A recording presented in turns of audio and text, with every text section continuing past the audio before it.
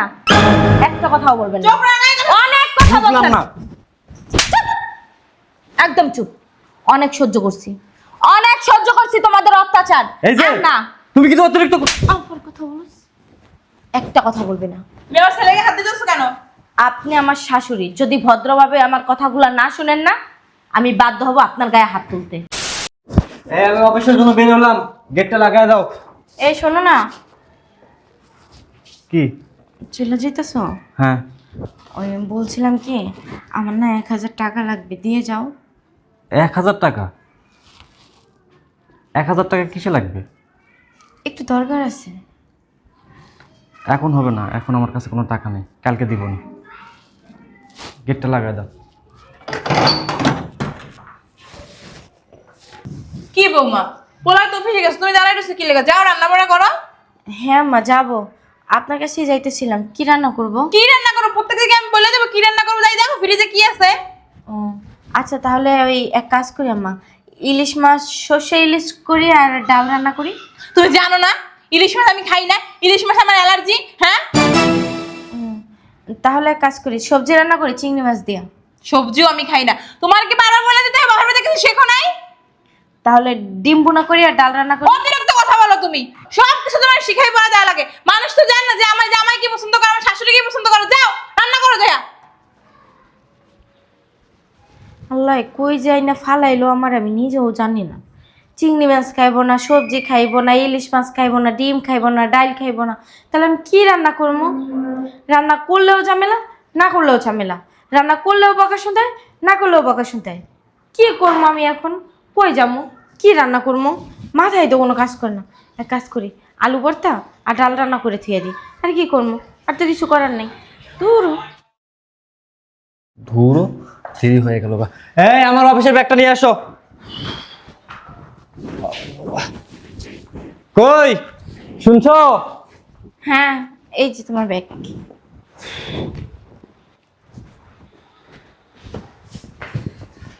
কি ব্যাপার, আমার পার্স? ওই ওই আলমারির মধ্যে আমার পার্সটা আছে, নিয়ে এসো যাও। আচ্ছা।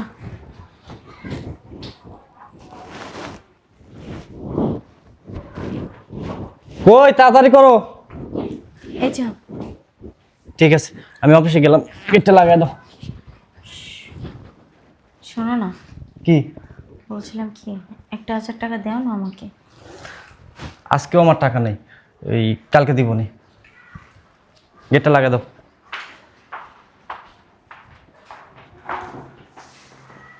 যখনই টাকা চাই তখনই টাকা থাকে না, কি করবো? কিছু করার নেই।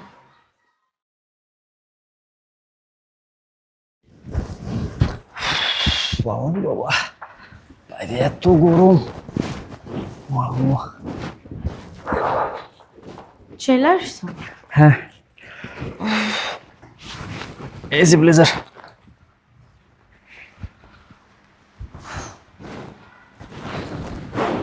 ধরো, এক কাজ করো, এক গ্লাস ঠান্ডা শরবত নিয়ে এসো যাও। আচ্ছা, তুমি বসো। মা, এই শরবত বানায় বেডরুমে নিয়ে আসো। যাই ফ্রেশ টিশ হই, শরবতটা খাই।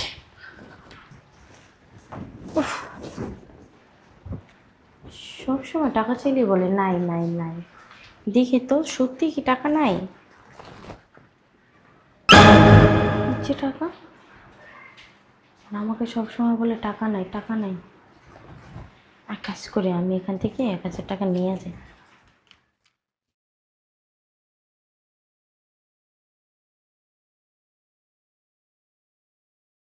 বুঝলাম না, পার্সে আমি টাকা রাখছিলাম 2000, এখন দেখতেছি 1000। আর 1000 টাকা কই গেল? নিশ্চয়ই ওই শয়তানের বাচ্চা নিছে। দাঁড়া, এই বান্দির কত বড় সাহস, আমার পার্স থেকে আমার পারমিশন ছাড়া টাকা নিছে। এই শুনছো? বুঝলাম না। এই শুনছো? হ্যাঁ বলো। কইছিলা? রান্না করেছিলাম, নাস্তা বানাইতেছি। নাস্তা বানাইতেছিল না? আমার পার্সে 2000 টাকা রাখছিলাম, 1000 টাকা আছে, আর 1000 টাকা পাচ্ছি না। এই 1000 টাকা তুমি কি নিছো? হ্যাঁ আমি নিছি। কি? হ্যাঁ। আমি বুঝলাম না একটা জিনিস, তুমি আমার পার্স থেকে 1000 টাকা নিছো, আমার কাছ থেকে কি পারমিশন নিছো? কেন? সব জিনিসে তোমার কাছ থেকে পারমিশন কেন নিতে হবে? পারমিশন নিতে হবে না, ও তোমার জামাই না, পারমিশন ছাড়া তুমি ধরবা কেন? এটা কিন্তু চুরি বলে, তুমি কি চুরি করছো? হ্যাঁ, তোমার সাহস তো কত বড় দেখছ? তোর কাছে না বললে তোর পকেট থেকে টাকা নিয়ে যেটা বউ না আর কিছু, জঙ্গলি একটা। শোনেন আম্মা, আমার যদি চুরি করার মতলবই থাকতো তাহলে আমি টাকাটা নিয়ে স্বীকার করতাম না। তাহলে না বলে নিছো কেন? নিছো কেন? এখন তো ধরা পড়ে গেছে, আম্মা তো ধরে না, আপনার আম্মা তো ধরে না আমার জামাই মানি ব্যাগ, আমি ধরে দিলাম, আমি তো চোরমু, এলে স্বীকার করছ না তো করতা না। শুনেন, অনেকদিন ধরে আমি 1000 টাকা চাইতাছি ওর কাছে, কিন্তু ও আমাকে টাকা তোমার টাকা লাগবে কি জানো? যা কিছু দরকার আমার পোলাইতে এনে দাও, টাকা লাগবে কিসের? মেয়েদের কি পার্সোনাল বলতে কোনো জিনিস না, এত থাকতে পারে বিলাসিতা না? ভালো না, এত বিলাসিতা করবা না, বাবার বাড়ি থেকে তো বিলাসিতা করো না, করছো? এদিকে আসো, বসো এখানে। তুমি কেন এই টাকাটা নিলা? নিব না, টাকার লোক সামলাতে পারে না, বুঝছ না? 1000 টাকা জমা দেয় না বাপের বাড়ি বই, বাপে 2 টাকা কমলে 2 টাকা খাইতো। টাকা ইনকাম করতে কতটা কষ্ট হয় সেটা আমি খুব ভালো করেই জানি। ও কেমনে এর মুখে চাকরি করে নাকি? হুম, নিজে যা 1 টাকা ইনকাম করতে দেখো যে কতটা কষ্ট হয়, তখন বুঝবা। আচ্ছা, তাই বুঝি?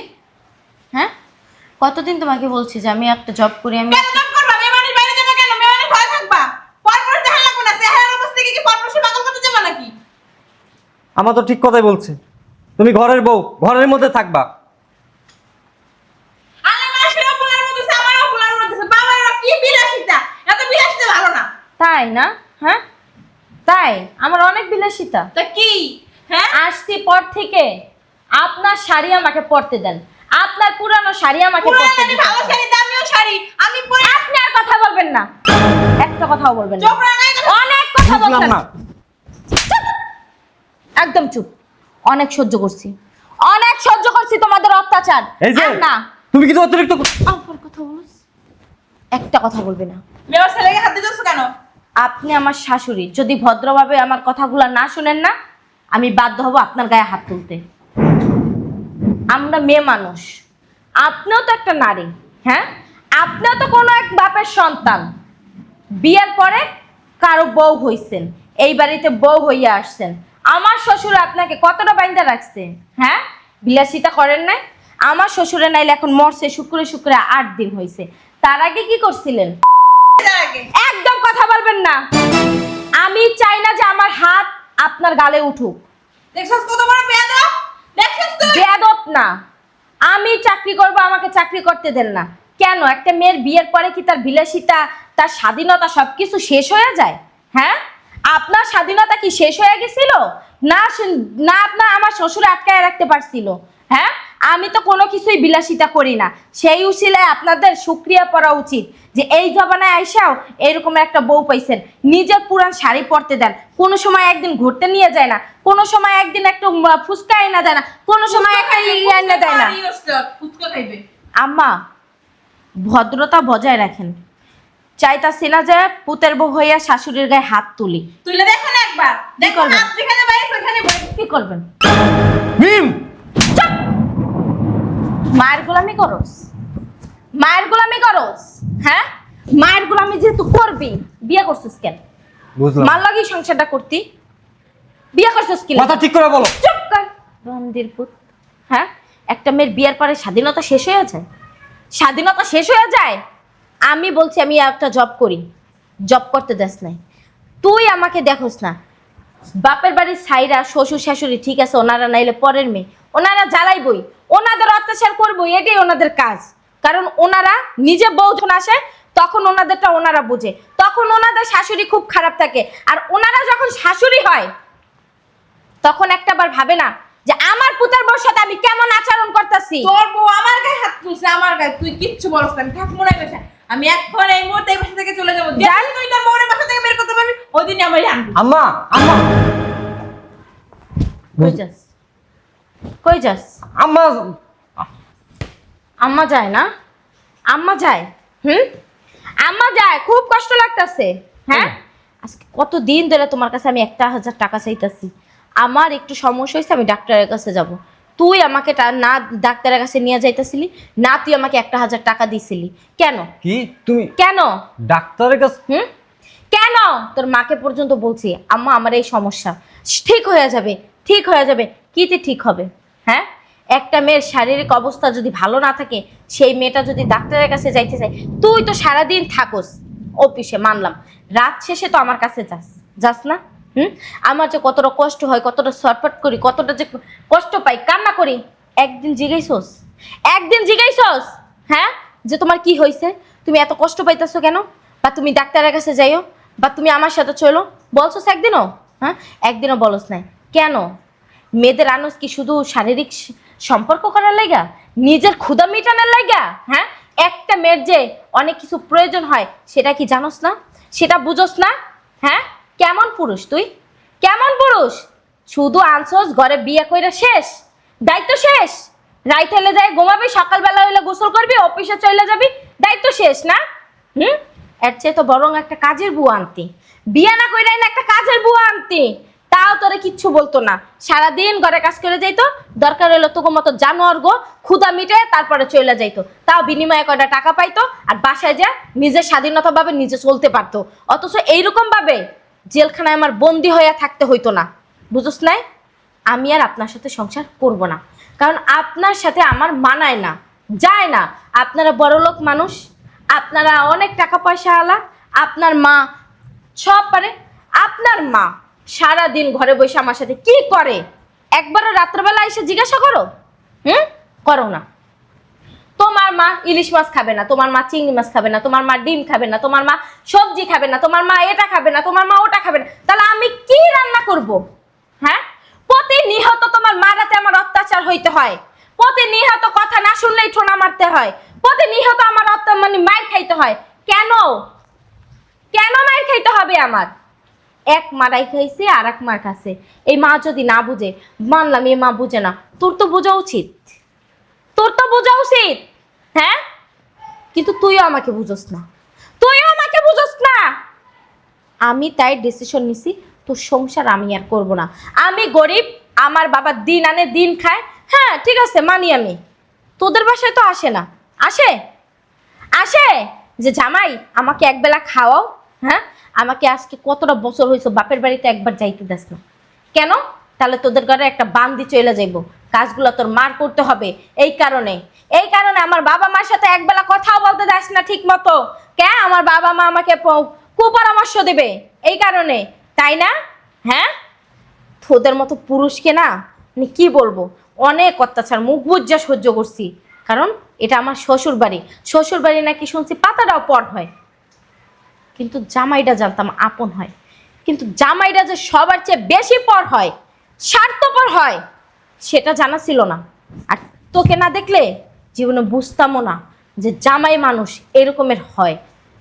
আমি আর আপনার সাথে সংসার করতে পারবো না। দয়া কইরা আমার ডিভোর্স লেটারটা আপনি পাঠাই দেন। আপনার কাবিনের টাকাও দিতে হবে না, আমি কাবিনের টাকা মাফ করে দিলাম। আপনি আমার ডিভোর্স লেটারটা পাঠাই দেন, আমি আমার বাবার বাড়িতে চলে যাইতাছি। দাঁড়াও দাঁড়াও দাঁড়াও, কি করলাম আমি এটা?